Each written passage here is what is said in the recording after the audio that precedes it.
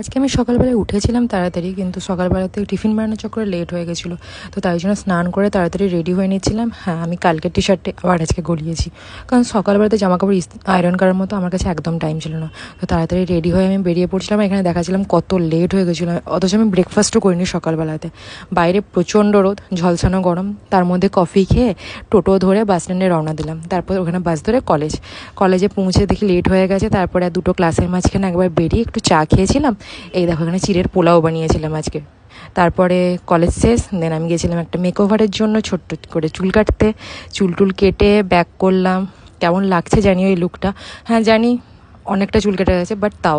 তারপর একটু চা খেয়ে নিয়েছিলাম, দেন ঘুম থেকে উঠে ডিনারের জন্য এখানে আমি সবজিগুলো কেটে নিয়েছিলাম ম্যাগি খাবো বলে। তো পেঁয়াজ, টমেটো, গাজর আরও সমস্ত কিছু কেটে নিয়েছিলাম। পেঁয়াজ আর রসুনটা ভেজে নিয়েছিলাম। তারপরে বাকি সবজিগুলো মিশিয়ে মিক্স বাস, তারপরে ম্যাগি রেডি। এইখানে আমি সমস্ত সবজিগুলোকে ফ্রাই করে, এই দাও ম্যাগি রেডি হয়ে গেছে। তো খেয়ে নিলাম। আজকে এখানে গুড নাইট।